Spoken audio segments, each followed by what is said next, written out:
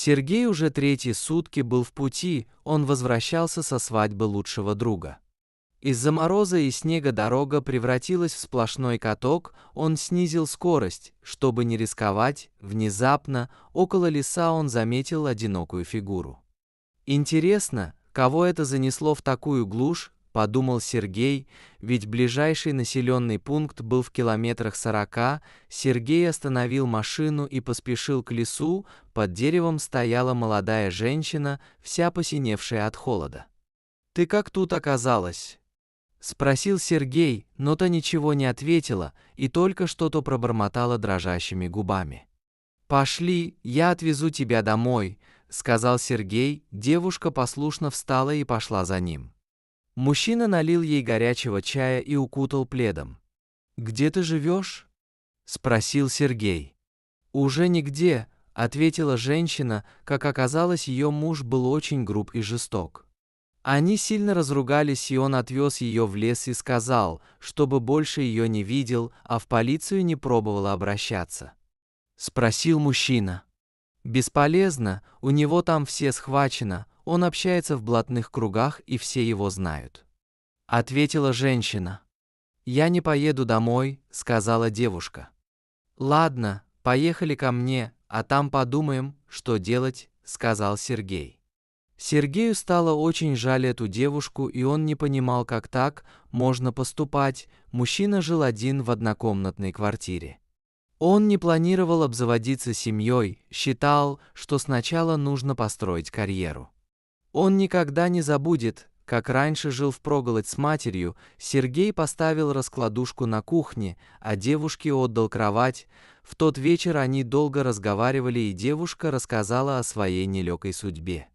Утром Сергей засобирался на работу, Татьяна проснулась: «Будь как дома, еда в холодильнике, не стесняйся, я пойду на работу, а вечером подумаем, как с тобой быть», — сказал Сергей. Весь день Сергей думал о Татьяне, что с ней делать и как поступить, и тут он вспомнил про одноклассника, который работал в полиции. Может, он сможет помочь, возможно, Татьяна преувеличивает властность своего супруга. Подходя к дому, он увидел у подъезда 3 полицейские машины. Что случилось, к кому они приехали, подумал Сергей и увидел, как в наручниках выводит Татьяну. «Что случилось, это все твой муж устроил?» – спросил мужчина. «Нет никакого мужа!» – крикнула Татьяна. К Сергею подошел полицейский, показав удостоверение, и сообщил мужчине: «Вы подозреваетесь в хищении большой суммы, и если будете сотрудничать с нами, то пойдете не как подозреваемый, а как свидетель», — сказал полицейский. Мужчина послушно сел в УАЗик. В отделении мужчина узнал, что Татьяна обокрала банк, в котором работала. Ее искали по всему городу, пока она не позвонила родителям, и ее без труда вычислили. «Скажите, это вы ее надоразумели? На такой поступок, где вы прячете деньги, мы обыскали всю квартиру», — сказал полицейский. «У меня нет никаких денег, я вчера ее нашел в лесу, и при ней не было никаких денег». «Запись с видеорегистратора подтвердит мои слова», — сказал Сергей. Через несколько часов мужчину отпустили под подписку о невыезде.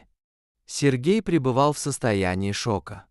Убираясь в квартире после обыска, парень не верил в то, что Татьяна могла украсть деньги. А что, если это ее муж подстроил, подумал Сергей и набрал номер своего друга полицейского.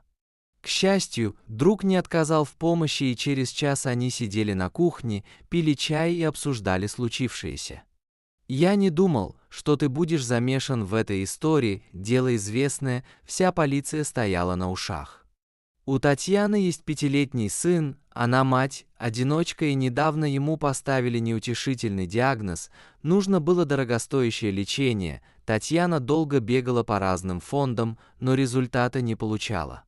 Потом она решила обратиться к руководству банка, чтобы взять кредит, но и там ей отказали, но недавно ее сыну стало совсем плохо, и она решилась на эту кражу. Украв деньги, она отдала деньги в больницу, мальчику сделали нужную операцию. Сказал Николай. «Да уж дела, а что она делала в лесу?»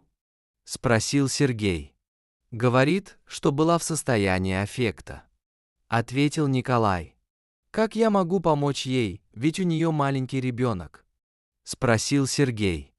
Ну, во-первых, нужно нанять хорошего адвоката и в идеале было бы вернуть украденную сумму, может банк пойдет навстречу и отзовет заявление адвоката и найму, а вот где деньги взять, думал Сергей.